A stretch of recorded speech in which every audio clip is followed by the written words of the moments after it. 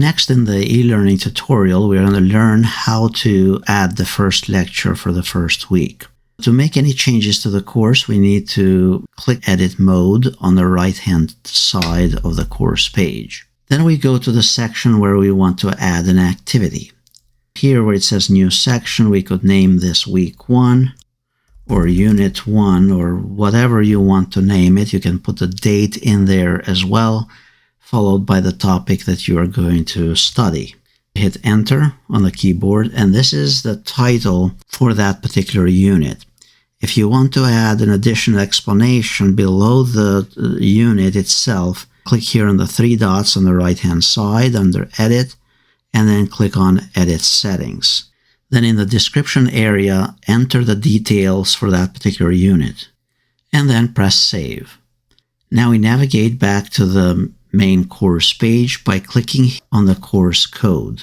To upload the first lecture, you can use the drag and drop option. In Windows, you just bring up the File Explorer, and then you have the File Explorer a little bit smaller than the full e-learning screen here, and you drag it to the right, and it should move the file over. In my case, I'm using a Mac to record it, and the drag and drop is not as simple.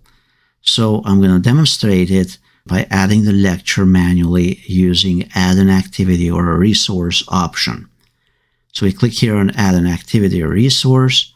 You click on File. You give it a name. You don't need to put a description. Then you click here on Select Files to add. Find the file that you want to add. In my case, here's my presentation 1. And then upload the file. Leave all the additional options here alone, and then press Save and return to the course.